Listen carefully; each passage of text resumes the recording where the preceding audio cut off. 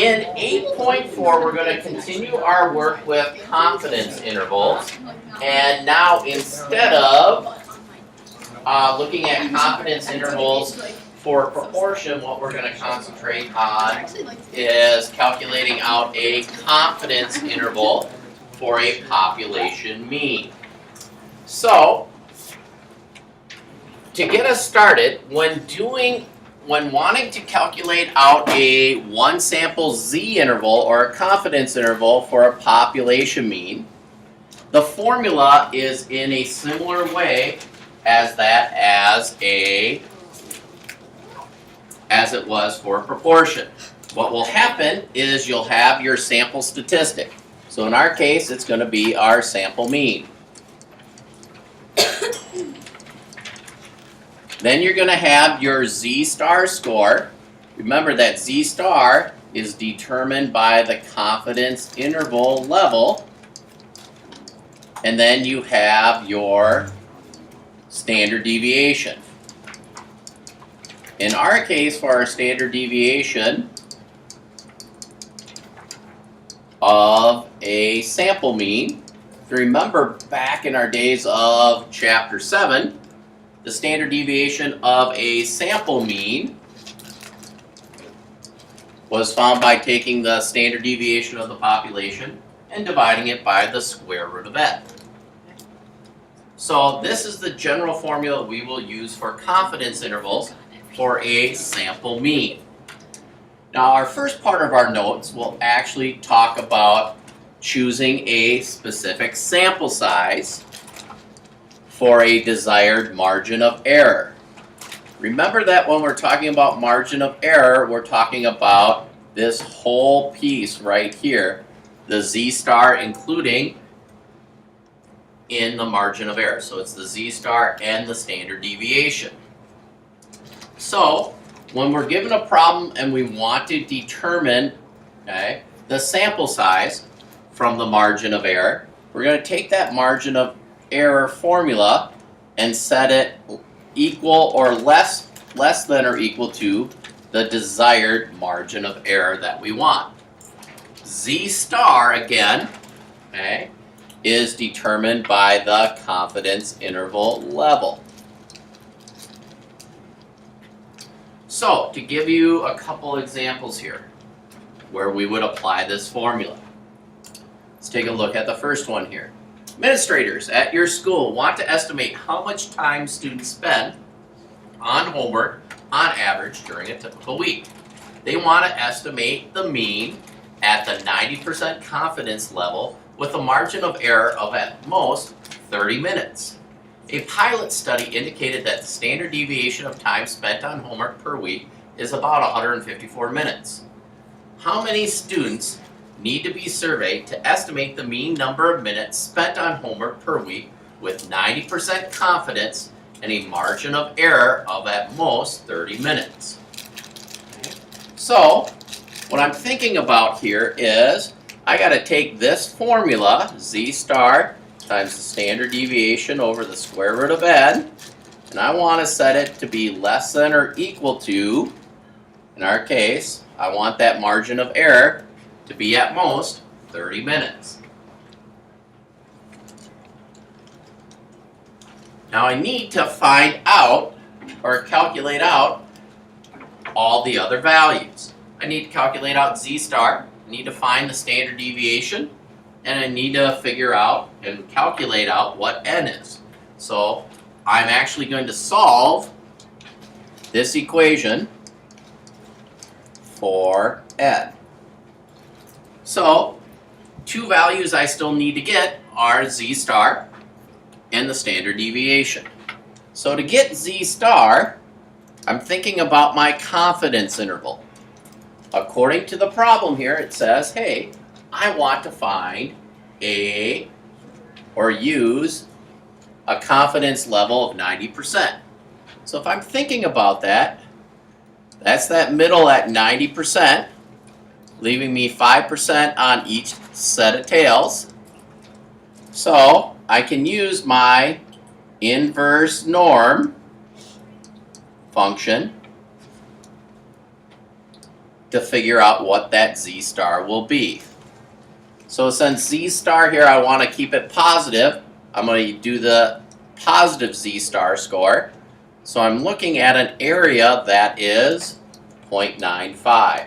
So I'm looking again at the area of that value and everything less. So on my calculator, if I go second bars, inverse norm, which is number 3, a 0.95, that will give me my z star score. So right here, 1.6448, I might say that it's 1.645.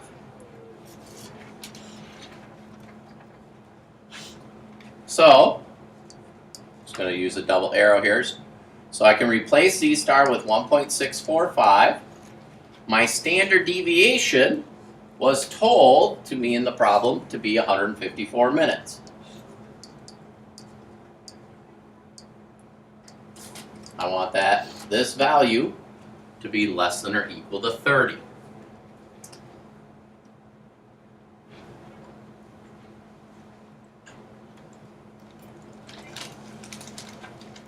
So now it's just a matter of doing some calculation here. So the first thing I want to do is get rid of the 1.645.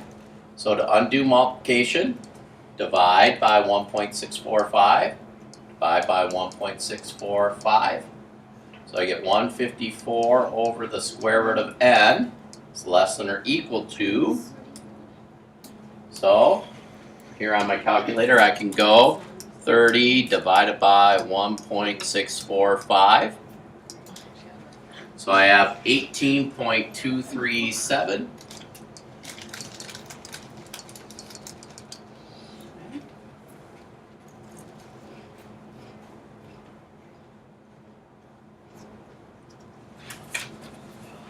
Now if I keep on doing my algebra rules,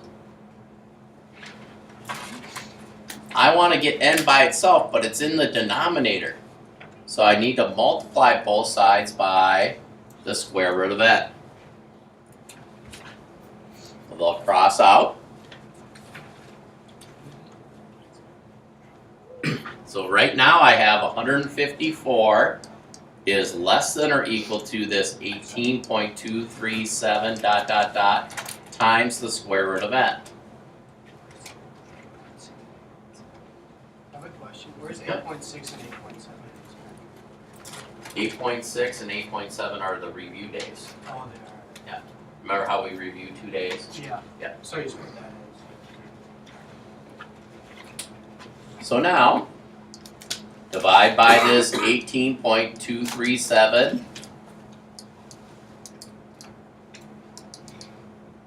So when I do that here, so I go 154, I can go divide it by, and since it's still in my calculator, I can say answer. So 8.4, it looks like almost 8.4 repeating almost. So right now 8.44 ...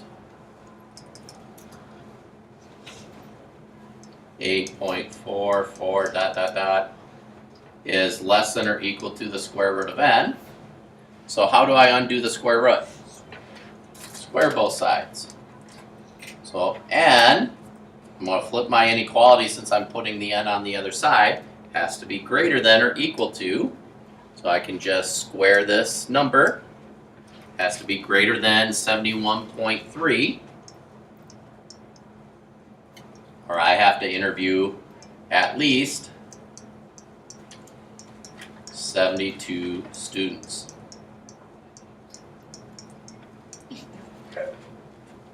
Would that be something we could reasonably do here at Hopkins High School? Yeah. It's reasonable enough to be able to survey 72 students here. And that would guarantee that our margin of error would be within 30 Wait, so why minutes. did you square it? Oh, no. All right, right now, I want you to try number 2. Stress is in the air. It's like pressure. All right, many of you are finishing up. You can check up here to see how you did.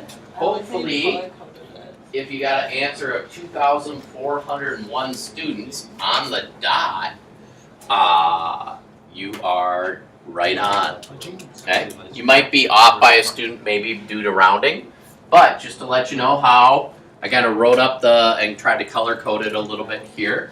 In case if you want to check to see if you did make a mistake, you can check up here. But the biggest key is you're told that you want to be within 2 points. So that's your margin of error. You're told that the standard deviation is 50 points. Okay? And you want to be within 95% confidence.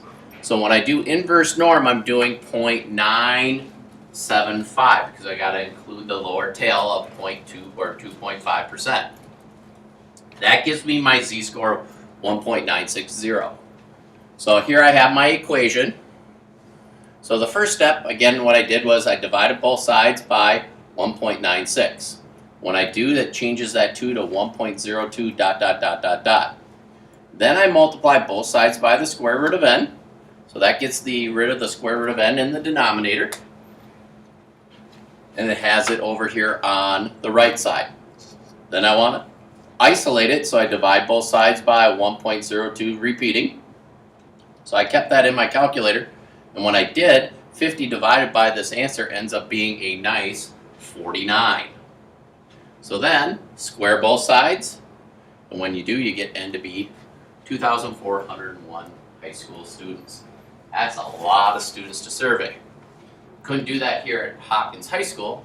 However, since this is representing the SAT, which is the national exam, they probably could survey this many students, considering probably, several thousands, I think tens of thousands, 50, 60,000 students take this exam each and every year, if not even more. All right, questions on finding the sample size. So just like we did with proportions, we were trying to find sample size to be within a certain margin of error. We can do the same thing here with means. Okay. So if we go to our next page here, okay, here's the big dilemma and the big issue. One of the things that we were using in this particular problem, and one of the biggest assumptions that we were making, was that we knew the standard deviation of the population. Well, here's the issue. Okay? We're trying to estimate the standard we're trying to estimate, using a confidence interval, the population mean, because we don't know what it is. Okay? Well, if we don't know what the population mean is, more than likely, we're not going to know what the population standard deviation is, because in order to get the population standard deviation, you really need to know the population mean, because it's part of the formula. Okay? So, question is, what do we do? Okay?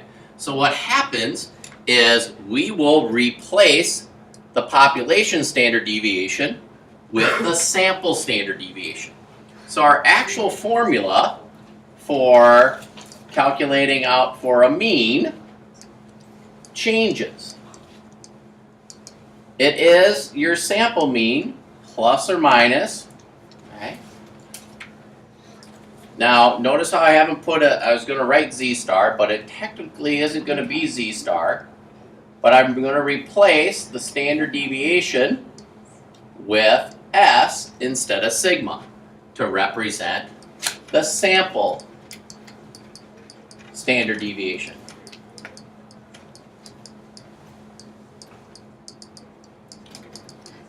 Okay? Because we're using the sample, we know that we can get different results from sample to sample. We know that there can be, in essence, more variability. So what happens is we're going to use a different type of distribution. We're no longer going to use z, but we're going to use this new distribution called t. So this z star becomes this value called t star. We're going to talk a little bit about what a t distribution is all about. Okay?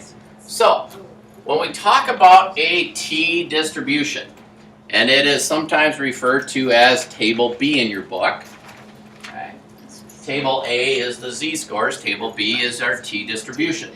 And I'll be handing out a copy of it here in just a second. But basically, when we talk about a t-distribution, I'm going to shrink this just a little bit so that you can actually see the picture of it. So right here are pictures of different t-distributions. A t-distribution is dependent on the sample size. The more samples you have, the closer your t-distribution will become and look like the standard normal curve. Okay? So a t-distribution, as it says there in that first bullet, has some of the same characteristics. Similar in shape, they're symmetric about 0, single peak, bell-shaped. The biggest difference is because since we have more variability, what happens is there tends to be more probabilities in the tails of the distribution. Okay? So what happens is, as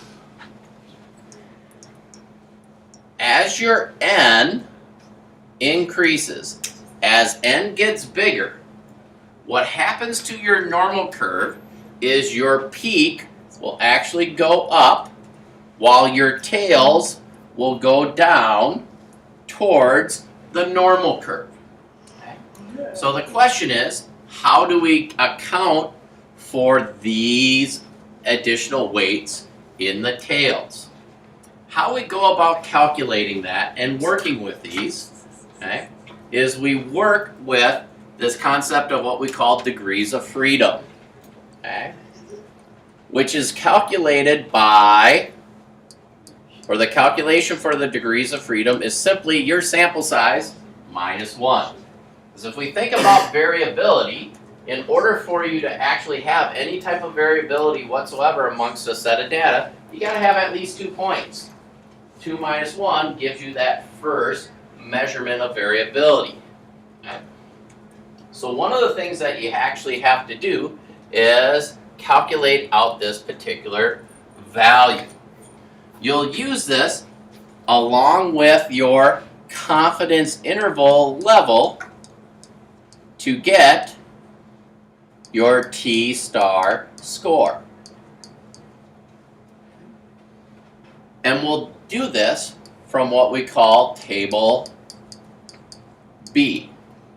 So what I'm going to do right now is hand you your own personal copy of this table, so that you don't always have to refer to it from your textbook. But what we're going to do next is show you how to calculate out a specific t-star score based on your confidence interval level and your degrees of freedom.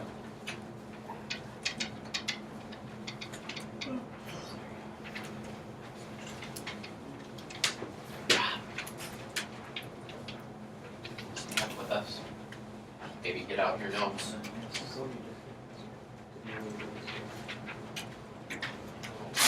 Well, just one.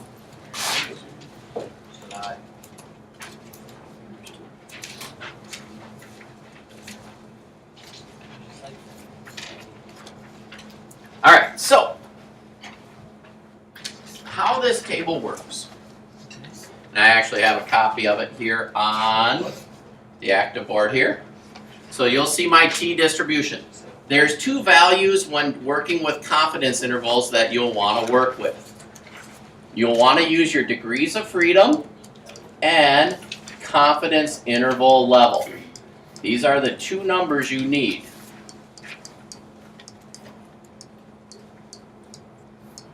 Okay.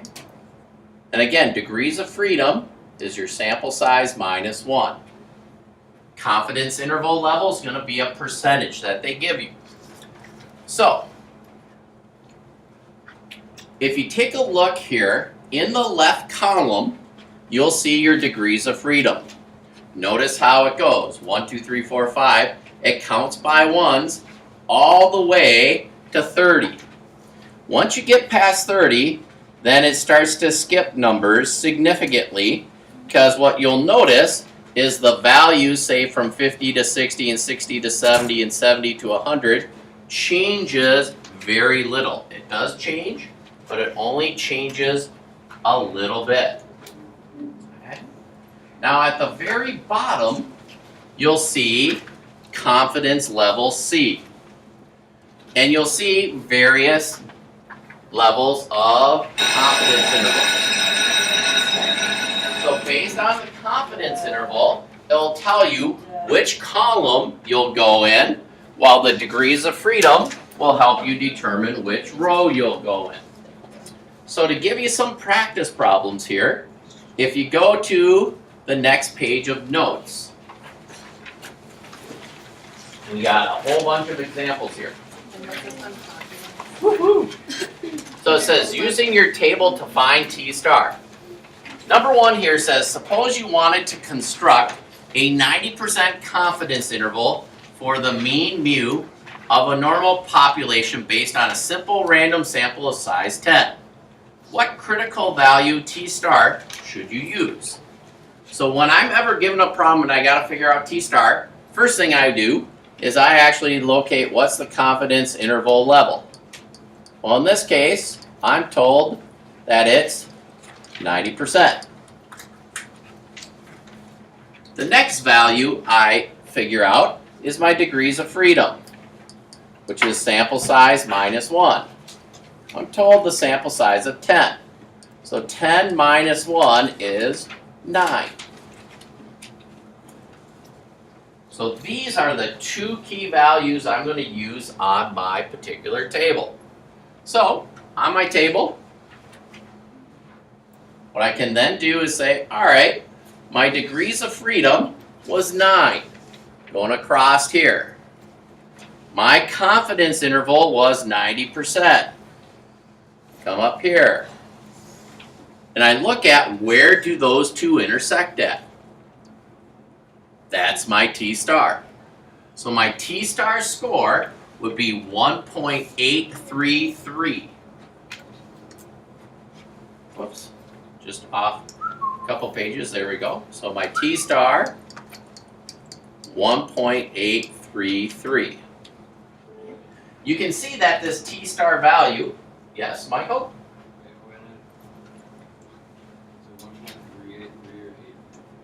I think, well, 833. Because 833 is 0.05. Or 90, you're going from the bottom at 90% confidence. Okay, 1.833. Okay, just want to make sure we're on the same page. Here's something that I want you to see or think about. When we were doing 90% confidence interval for a sample size, 90% confidence interval z-score normally is 1.645. Okay?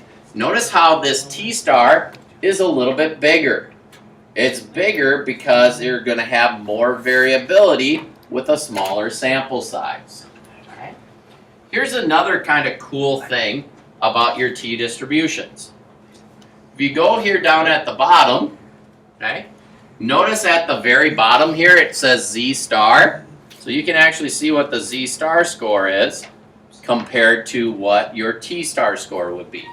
You can see as your sample size gets smaller, your T star gets bigger. As n gets bigger, your T star score gets closer and closer to your Z score. Okay. All right, let's take a look at the second one. Were we okay with the first one? Whoa, I'm jumping all over the place. Maybe I'll pick the right page here. No. That looks like old stuff. All right, sorry for the delay here. Yes, of course it is. Well, that's like, whoo. That's proportions. What's that? Okay. Well, it's like some of my stuff got, what is going on here? It's just odd. This is stuff that we just did, right? I just feel like some of my stuff got shifted all over the place. Weird. Sorry for the delay here. I'm just trying to jump back to this page and Here, it'll be easier if I can see it this way. Right here. Okay. Here we go. Don't know why that was doing that. Oh, it got moved. My pages got moved big time, I think. Okay, third from the top. Alright, so next one here. It says, suppose you want to construct a 95% confidence interval for the mean of a normal population based on a simple random sample of size 85. What critical value of T star should you use? So, confidence interval level, in this example, we have 95%. Degrees of freedom, 85 minus 1 is 84. So now, if I go to my T distribution, 95 degree confidence interval, so I'm going to the next column. What I'll do is I'll go in green here, but my sample size, my degrees of freedom is 84. Do I have 84 here? No. No. So the question becomes, what number should I use? Okay, we should always round to the lower value so that it gives us a bigger T star, which in turn will give us a bigger confidence interval. So in this case, our T star score is 1.990. Let's see if I can get to the right page this time. Hey, so T star here, 1.990. So since this isn't on the table we use 80. So we always use the smaller value. And the reason why you want to use the smaller value is it will give you the bigger T star score, in turn give you the bigger confidence interval, give you a better chance of capturing the true mean. Alright, right now, I'd like you to try and find the T star score for number 3 and number 4. Alright, take a look at your answers, see how you guys did. We have 2.861 and 1.660. Are we good with that? I'm okay, you're okay? What? Did you remember to subtract 1? Yeah. Okay. Do you need me to show them to you? I definitely can go to the chart for you. Alright, so now we're going to put it all together. Okay? So, whoops, that's interesting. Okay, all the notes are in different order. That's interesting. Well, I'm going to do parts of it. Whoa. No, we're not, but what's happened is my pages have gotten out of order for some reason. Wait, we're not done? No, Wait, we're just doing that one more page. I'd like to, my pages are I'm out sorry, of I'm order. so I confused. gotta Did I flip flip. today? You know, this is just not a good day. I think Okay, I think I remember. I apologize. Somehow my pages on my chart here are not in order anymore. That's what I was thinking. you need a charger.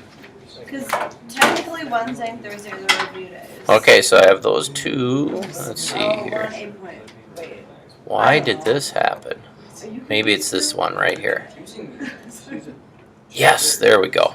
I apologize. I'm going to have to try to get these back in order after class. All right, so in a nutshell, whoops, this will be a fun video for people to watch. So, in a nutshell, how do we go about doing our confidence interval? Following the 4-step process. So just like proportions, okay, what you want to make sure, okay, that you do is state the type of confidence interval you're trying to find. So this state is done exactly the same way as proportions, except your parameter, you're going to be talking about it being a mean, not a proportion. Okay? So when we get to the plan, okay, what happens is instead of saying we're doing a one sample confidence interval for P, we're going to say mu, okay, which represents population mean. Your conditions, those three conditions are the same, but how you get them, slightly different. The random part is exactly the same. Do you have a simple random sample? The independent part is the same. Show that the population is greater than 10 times your sample. However, the normal piece is different. Remember with proportions, you just had to show that the number of successes and failures were greater than or equal to 10. Okay? But with sample means, it's a little bit different. If your sampling distribution, okay, or if you're told in the problem the population or the sampling distribution is normal, you can consider the population to be normal.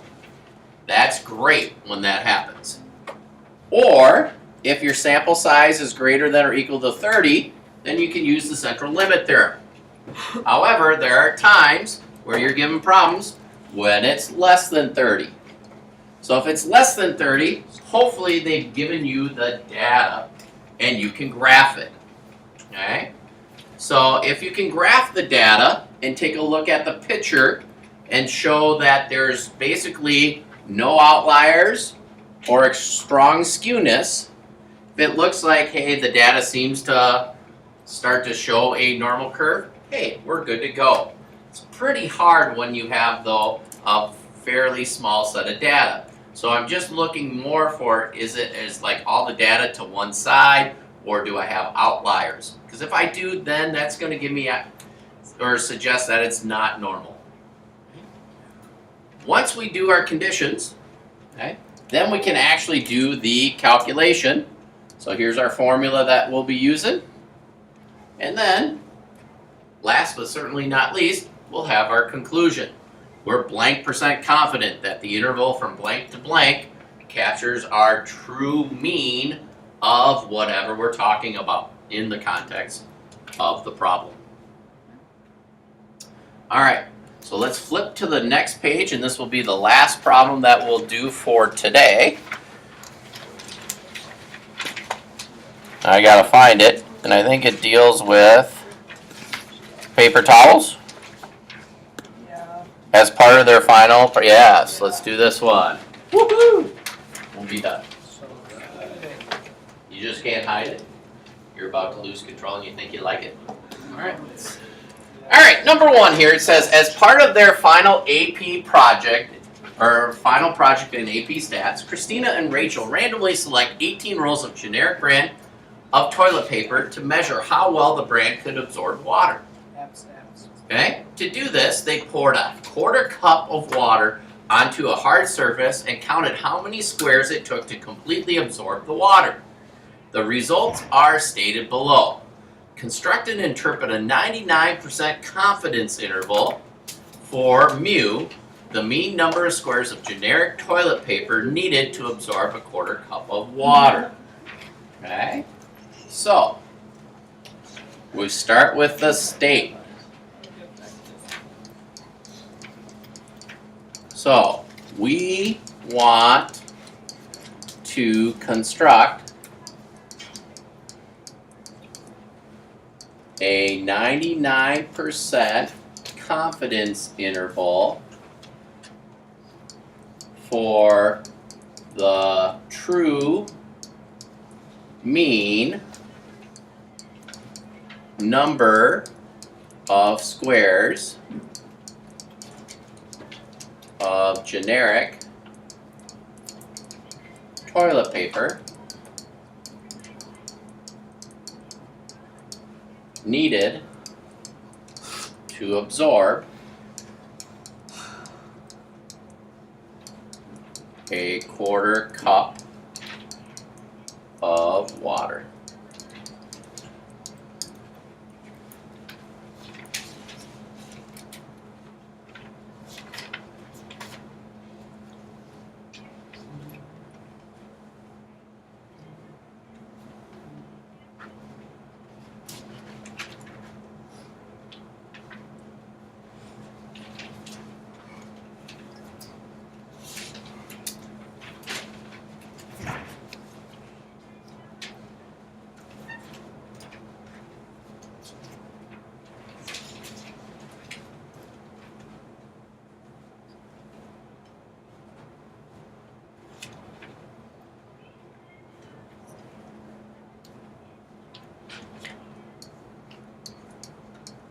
So now our plan.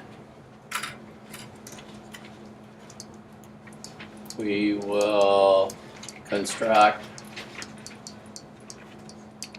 a one sample confidence interval for mu. Now that symbol has changed.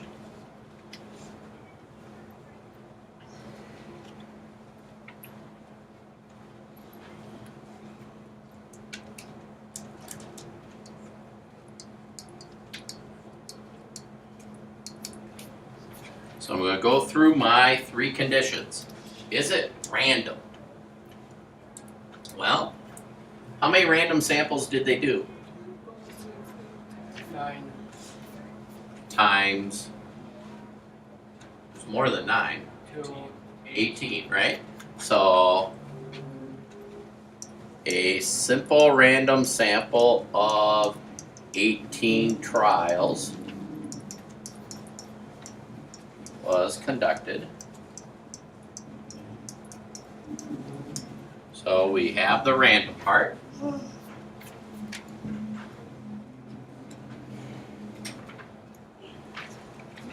Okay, so now the second part is it normal?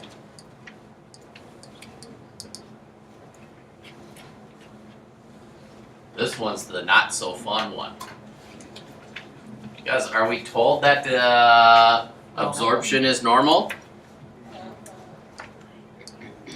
Our distribution is not stated as normal, and n equals 18, which is less than or equal to 30, so the central limit theorem does not apply.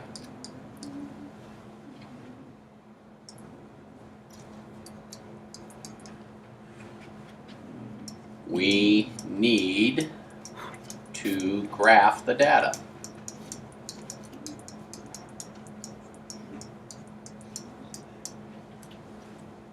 So, probably the easiest way to graph this data is by simply doing a dot plot. So, we'll make a dot plot here. Looks like my lowest value is 20 and my highest value is 29. I'm just going to go ahead and write 20, 21, 2, 23,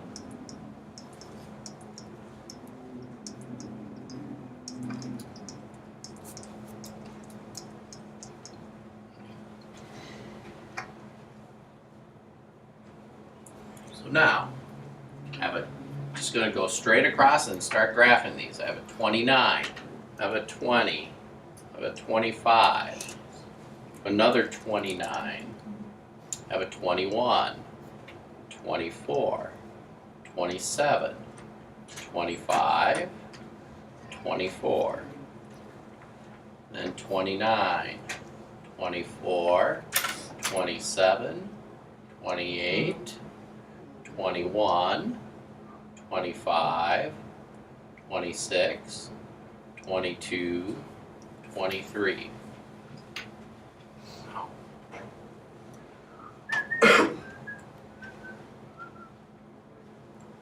Do we see any type of skewness or outliers here? Not really. So our graph shows no outliers or skewness. Therefore, we will assume it's normal. It is an assumption we're making, okay? Because the best we can do right now is take a look at the data that we've collected.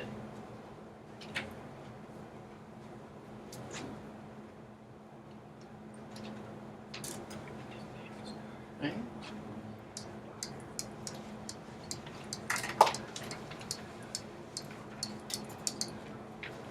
Question becomes, is it independent? Is our population greater than 10 times our sample? Well, is our population greater than 10 times 18? Is our population greater than 180? Well, how many times could I have actually done this experiment? Could I have done it 1,000 times, 1,000,000 times? Yeah. So, yes. This experiment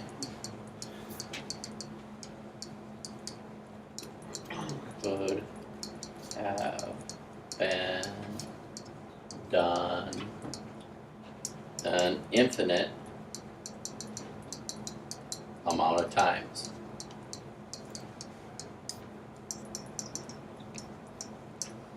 Well, until you run out of toilet paper, I guess.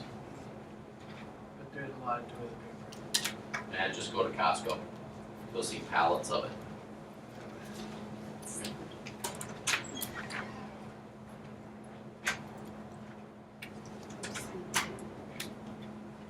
Alright, we got the state, we got the plan, now we gotta do the do. Right? And the conclude. So the do, the calculation, x bar plus or minus t star s divided by the square root of n. My goodness, I gotta get all these values. So guess what I have to do to get x bar and s? Well, do I have the data? Yeah, so I have to go up here and enter my data into list 1. So down here I'm just going to note here first, enter data into L1. Once you do that, then the second thing you want to do is 1 bar stats on list 1. So I think I've actually saved a little bit of time. Stat edit. I think I've added, or I've put in those 18 data points into my calculator. So then what I can do is go stat, over to calculate, 1 variable statistics, go ahead and hit enter, and it will give me my mean and my standard deviation. So my mean is going to be 24.944.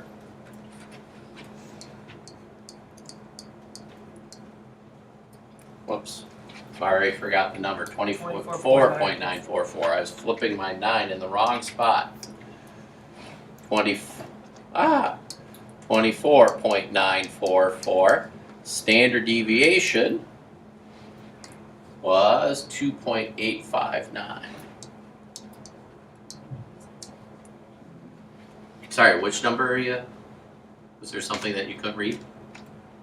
It's like first something. Oh, first enter data in list 1. Second, do 1 variable stats on list 1.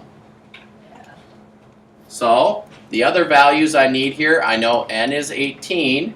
The other value I need to get is t star. So, t star, I know a 99% confidence interval level. And my degrees of freedom here is 18 minus 1 or 17. Wait, where'd you get 18? How many? Oh yeah, 18. Yeah, 18 samples they did. Okay. So if I look on my chart, and I'm just going to pull it from my pink sheet. So degrees of freedom of 17, 99% confidence interval, 2.898.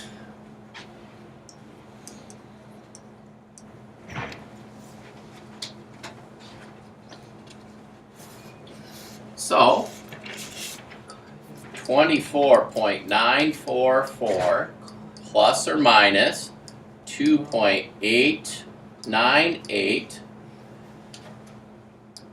times the standard deviation is 2.859 divided by the square root of 18. Yes. Do you mean the plus or minus right after that, the 2.89 or 9.8. Okay. Yeah, I wanted to just- know. Okay. sorry. Thank you. That's okay. Thank you for catching Yeah. that. Isn't it 859? Well, no. No, because Well, this is T star. That's yeah. Yeah, I just put that as a 5 for some reason. So now 24.944 plus or minus. So I'm going to calculate that all out. Here, I'll slide this over here so you can still see. But I got to shrink that a little bit so I can still do the calculation. Clear that out. 2.898 times 2.859 being divided by the square root of 18. There we go. 1.953.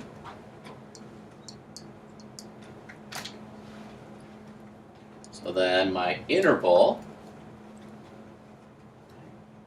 So now I just have to add and subtract that. Ooh. So 24.944 minus 1.953, just going to be 22.991.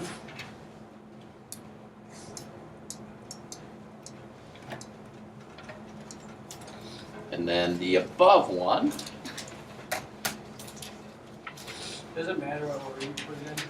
I always lower to upper, smaller.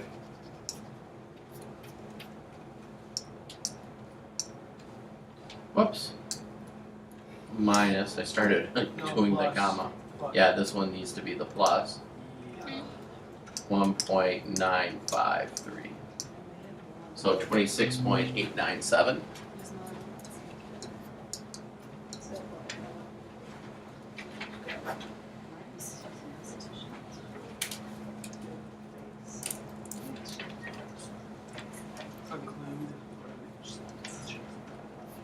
Our conclusion.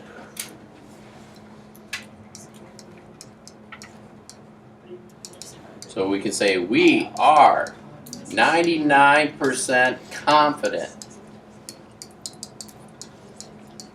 that the interval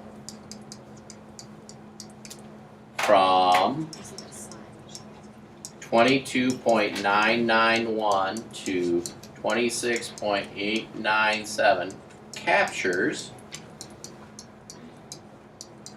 the true population mean number of squares of toilet paper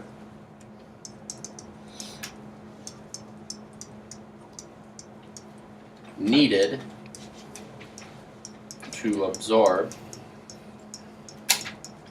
a quarter cup